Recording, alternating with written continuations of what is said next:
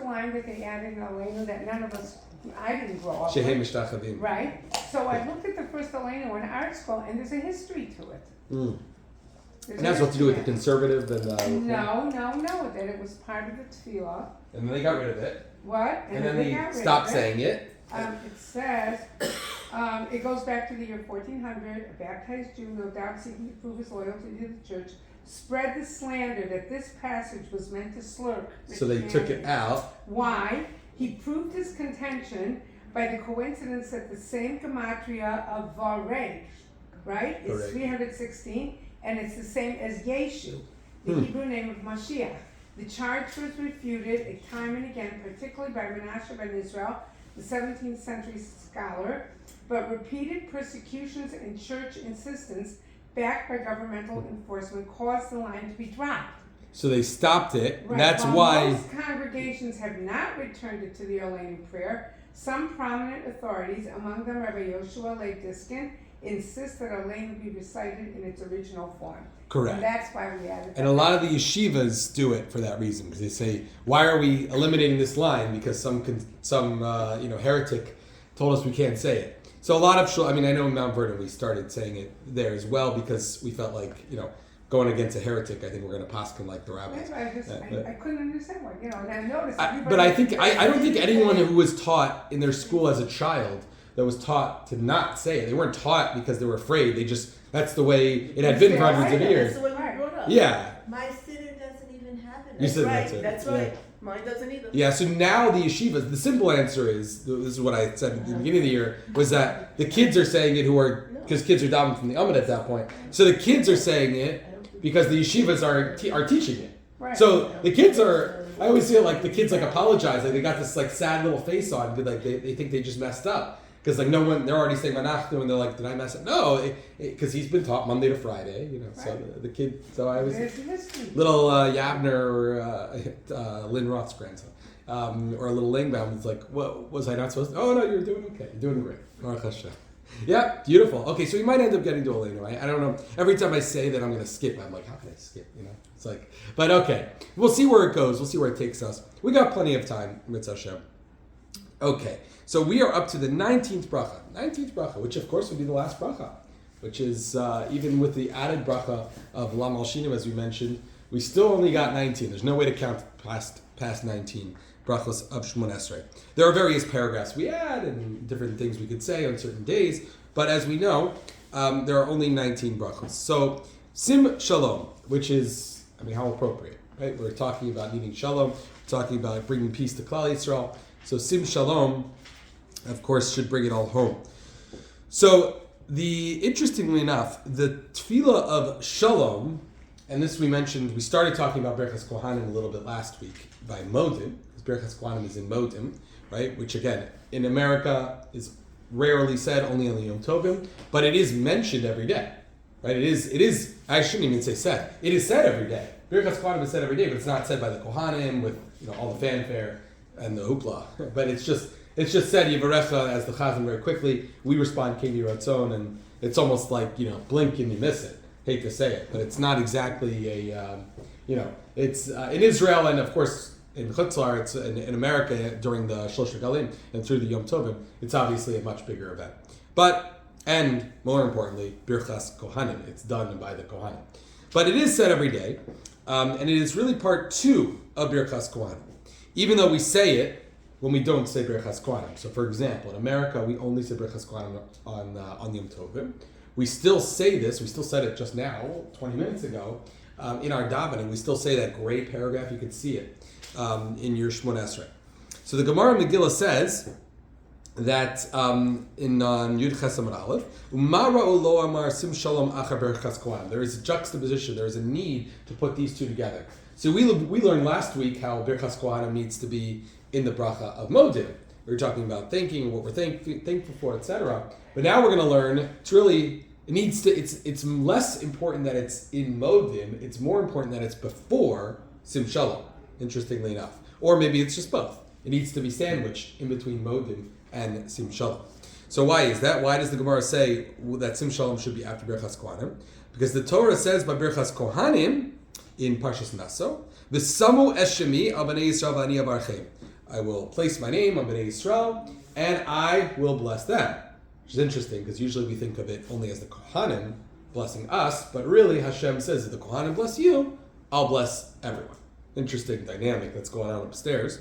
But nonetheless, once we put the name of Hashem on Bnei Yisrael, meaning we allow the Kohanim to use Hashem's name to bless us, then Hashem in turn will bless us. Interesting. What is the name of the bracha of Hashem? Well, we say in Tehillim, Hashem Yivarech et Amo Shalom. So if the name of Hashem is Shalom, so then it makes sense that we're using the name of Hashem to bless us, right? Ultimately, we're using that name of Hashem of Shalom right after Birchas Kohanim. So the name of Hashem, Shalom, Birchas Kohanim, it's all connected. It's all like one big flow, which again was one of our themes that we wanted to spend this year discussing, how the entire Shemona Esrei is flowing, right? It's all like one. It's not just random. This looks good here. They're all good. I mean, if I were to ask you why each of the 19 brachos exist, you would have millions of answers. Well, of course, we need a bracha on Thanksgiving, and we need a bracha on peace, and we need a bracha on refuah, and parnasa, and slicha. Absolutely. But one of the things we're learning this year is why the bracha is number 4, not number 7, and why number 6 is right before number 7. And sometimes it just has to be there because it has to be before the next bracha. So, but then why can't we move all the brachas around? Think of it like you have like a board. We were trying to throw around like a draft board, and you're trying to figure out like all the order. So that's what we're doing here as well. So Hashem Yivarech et Amo Shalom. Hashem's name is Shalom. So after we use Hashem's name, we need to ask for Shalom. So it's all connected, if you will. Okay. Another connection. Interestingly enough, I like the numbers connection. There are 6 nouns in Sim Shalom that we say. We say Shalom, peace, Tova, goodness, Bracha, blessing, Chen is interesting, grace, various ways to translate it. Chen, favor, Noach, Matzah Chen Ve'ina, Noach found favor, I guess, for lack of better terminology. Sometimes it's easier to translate. It's like the Yiddish expressions. How do you translate? Just say it in Yiddish. Even if you don't speak Yiddish, you kind of figure it out. The way the joke's being told, the punchline, translating a punchline from a different language often just, doesn't make any sense. It's like on the Israeli back in the day, El Al, they had I'm sorry, but this is so great. It was they had what was it? Oh, it was in English. It was like a joke for kids. Soup, rice, surprise. Right? You ever seen little kids videos like that? Picture like a little guy in a soup costume, a little bowl, soup. It was like a little kid's video. Rice, yeah, surprise. So then it was surprise. They're very cute, right? Except it was in Hebrew. So soup is marak. Rice, orez. So they had the soup guy, marak, orez, hafta'ah. There's no joke. It's not a play on words. It just doesn't. But if you're English speaking, you get it. Soup, rice, surprise, right? But marak, orez, hafta'ah doesn't really work so well. Okay, so I don't know the translation. Sometimes it's easier to just use the Hebrew word chen. I've heard favor, grace, great. I don't know, but it's something good. Okay, chesed we know, kindness, and rachamim, mercy. So shalom, tova, bracha, chen, chesed, and rachamim. Those are 6. I counted 1 twice. Okay, 6. That is because Birchas Kohanim has 6 verbs. Yivarechecha, Yishmerecha, Ya'er, Vichunecha, Yisa, Yasim. 6 verbs in Birchas Kohanim, 6 nouns in Sim Shalom. I thought that was cool. So another reason, maybe perhaps less so on why Birchas Kohanim is where it is, but that it must be followed by the bracha of Shalom, of Sim Shalom. Interesting way of looking at it. Okay, so that's how we end Shemona Esrei. Or is it? We got a lot left of Shemona Esrei. For a 19 bracha prayer that, that's it. Baruch atah Hashem, hamavarech et amo Yisrael v'shalom. We're not done. Sorry, yeah. Where's this whole concept of blindness? What do you mean? Look up during Birchas Kohanim. Oh, very good. It's a Gemara in Chagiga. The Gemara in Chagiga says that 3 things caused. We should give a share on that. That's a good share. On Birchas, maybe before Yom Tovim. That's a good one to have. What to do during Birchas Kohanim, where not to, don't look. So it's definitely the time of the Beis Hamikdash, Machlokas Rishonim, discussion if that applies even to this day, but everyone seems to agree, probably not. I like how I say everyone, probably not. But the Gemara Chagiga says one of 3 things that cause people to lose their eyesight, and one of them is looking at the Kohanim B'Shas Duchanim, when they're duchanim. that was talking about the time of Beis Hamikdash where so many things were going on. So many spiritual forces were at play, and we were on such a level where just, it was almost like not looking at a Kadosh Baruch Hu, right? In the Parshios from a few weeks when Nadav and Avihu, they take a peek, right? In Parshas Mishpatim towards the end. So it's, it's kind of like you're on a level, you shouldn't do that. Today, I don't recommend it, but I don't think it's anything, it's not the worst thing in the world. I've had people come up to me frantically. Who've said, I looked, I shouldn't have looked. I wanted to see my grand. They say the first time because you're blind, and the second time, and there's no second time if you're blind. Oh, very good. That's true. Say that. That's true. It's a good way of looking at it. Yeah, it's a more, today would be more of a spiritual concept. Most degree doesn't really apply today, but out of like kavod. If anything else, by the way, I always tell people, anything we can do, we learned this, we were learning about Ritzeh, anything we can do, zecher lebeis hamikdash, we try to do. Right? If we remember, so that's another good way, at the very least, someone will say, well, it's ridiculous, doesn't apply today. Okay, so you're doing it to remember the Beis Hamikdash. Another reason to remember that there was a Beis Hamikdash, that we need a Beis Hamikdash for a world that is so imperfect and is so imbalanced in everything. So we need that Beis Hamikdash for that reason, even though it's impossible to connect to a building on a practical level that we've never experienced, just like it would be impossible to really appreciate your great-great-great-grandmother, right, that you never knew. You can hear stories about her, and it's not, maybe even it's your namesake. It's a nice idea, but it's impossible to truly connect to someone, right? And that on that level, just from word of mouth. Maybe a great grandparent is a better example, because even if you didn't know them, perhaps your parents knew. So that's probably maybe like 9 generations ago. It's probably a better example in that mashal. So it's if anything else, it's zeichel hamikdash. To remember the Beis Hamikdash, we try out of like kavod to not look, but there is a significant source to it. But that's talking about during the Beis Hamikdash. When there's a lot going on, spiritual, funny things, cool things, great things. Yeah, good question. But it does exist. I mean, I try not to look. I try to look more, focus on the idea that you're supposed to have, whenever there's something that you're not supposed to look at, whenever there's something, whenever there's something that's going on, I always say it's because HaKadosh Baruch Hu wants you to focus. That's my understanding of it. Hashem doesn't want you to use your peripheral vision. It's not driving, right?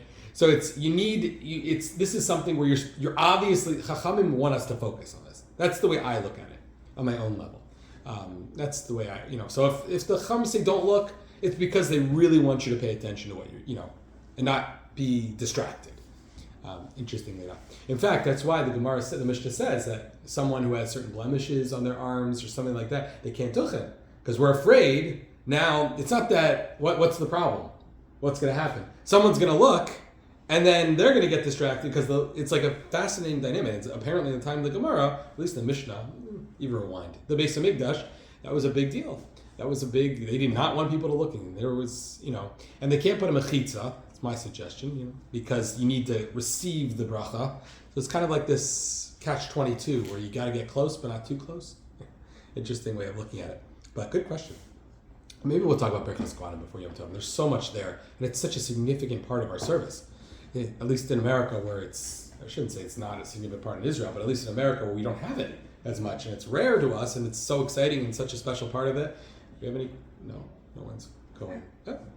No one's married to? There we go. She's my winner. Okay, there we go. I love it.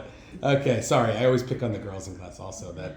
I like to bring it alive. So when we're talking about the Beis Hamikdash and talking about korbanos, I say Moriah's father is doing this, and they're always like up and awake. It's like in the time of Beis Hamikdash, they didn't have siddur. Correct. Right. So even later. The tendency, much later. Right.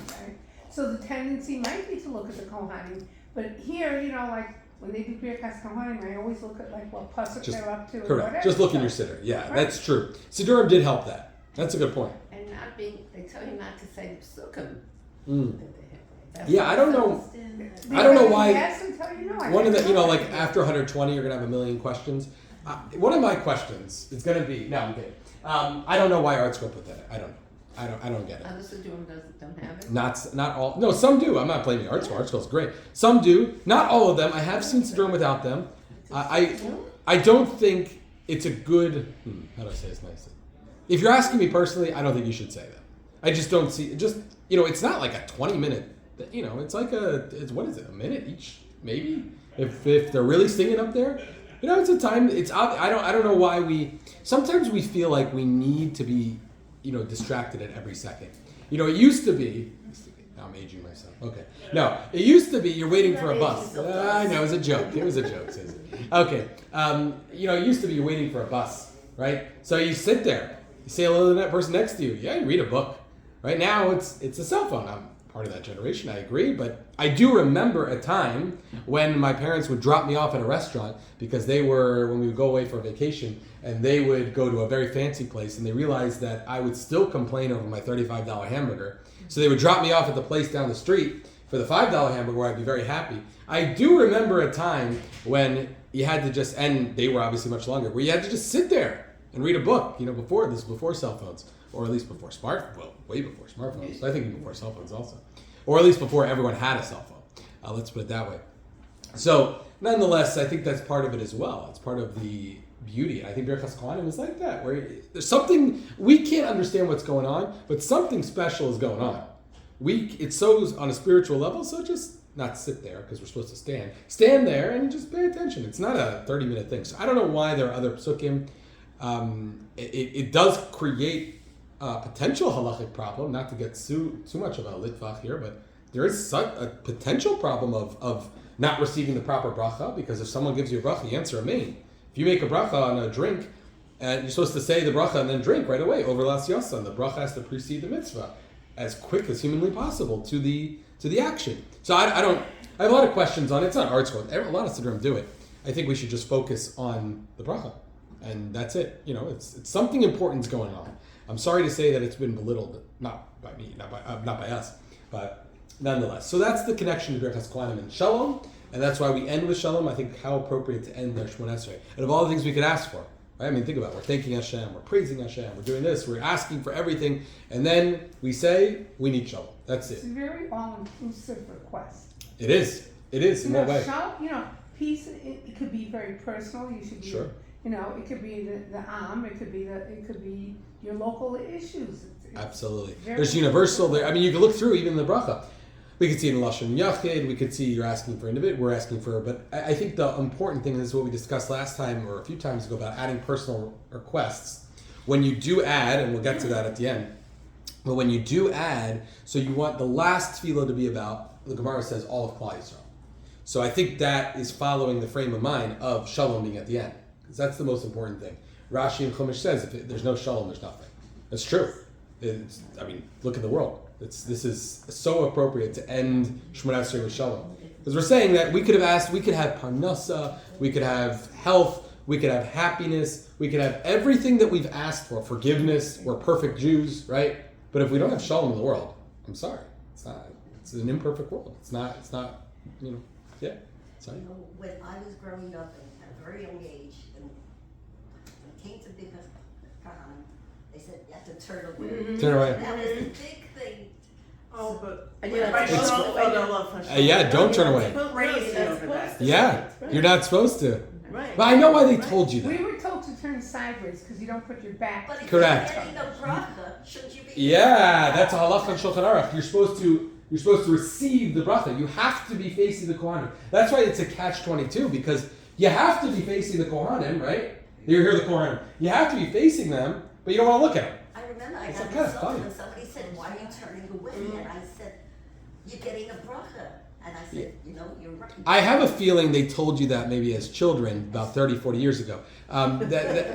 Maybe more. Carry it too, just for you. I have a feeling that they told you that because everyone would look, and they were so scared of everyone looking. And in those days, maybe they were a little more on edge of, especially that generation was more a little concerned about certain things. So they may have Ein Hara. So I have a feeling that they just said, "Don't look." No, but I think the adults did it also. Yeah. Everybody did. I can imagine. Yes. No, I We all would. did. I would definitely. Did Rabbi Schoenfeld actually correct? Or Railed Oh, against yeah, it. no. I would. If I saw that, I would make a comment. I would say no. Right. Turn because it's But wait, it's discussed in halacha. It's discussed because you need to receive the bracha. I mean, that's like me offering you a bracha and you're saying I don't want it. No thank you. Go away. I don't know. Just don't say amen if you really don't want the bracha. That's the joke with Amanda, that when someone like a Hasidic guy comes to the door and asking for more, whatever. He doesn't have to be Hasidic, but I'm just saying I like Hasidic. But he comes to the door and he says, he give him a few dollars. He says, you should be blessed with 25 kids. And I'm like, I'm sitting there quietly, and Amanda's like, say amen. I'm like, no, we're good. That's okay. Hey, do you mean? And I'm like trying to ask. I'm like Rashi and Tosfos over here, like. Do you mean grandchildren and great grandchildren, like descendants? Like Avram Avinu was probably like, I just need, before I answer a maid, I gotta know. I don't know that this is, this isn't such a practical, but no, so I think that that's fair. But yes, do not turn around, please. I will correct anyone I see who is turning around, because that's also it's disrespectful. I know why they told you that as a kid. They were good people. They meant well. But yes, do not turn around. It's brought down halacha not to turn around. You're supposed to face the Kohanim to receive the bracha they're offering. Just don't, stare at their hands. That's all. Some say also, by the way, it's the hands. So you can look at them, but and that's why their hands are in the talis, and it's everything. The Shekhinah resides in between their hands, and Mar Chagiga says. So Between their hands and between when they do like that, that's where the Shekhinah resides. I don't know what that means on a practical level. And then we were told never to do that. Correct. Yeah, I mean that's less of a Except Well, for you Star- can. Except You- on Star Trek. Right. Yeah, I was gonna say Right. except for Spock or whatever. Right. You can do that. No, That's right. okay. You married a Cohen, so you get That's that. right. You get that right. You earn that right. I have the You can't eat good and the truma. bad. Right. You can't eat truma today, so you can do that. But yeah. I have So to take the El Al flight at 1:15 in the afternoon. you have the special From, non-mace flight. That from Newark. Oh yeah, to schlep to Newark. That's right. They don't take any Mason at the 1:15. Newark or at JFK and At the 1:15 flight. That's funny. Only the 1:15 That's the rule. Wow, I didn't know that. to Israel. Wow. Okay, so look what you gave up. Yeah, but you married up. You married up. Yeah. Oh, who said? And so did he. All right. And Thank you. well, that we knew, but that we've known for many years. Right. Awesome. Okay, so we'll stop here. We'll continue. We still have Shemona Esrei to finish because there's still a nice paragraph, and I want to talk a little bit about 3 steps back.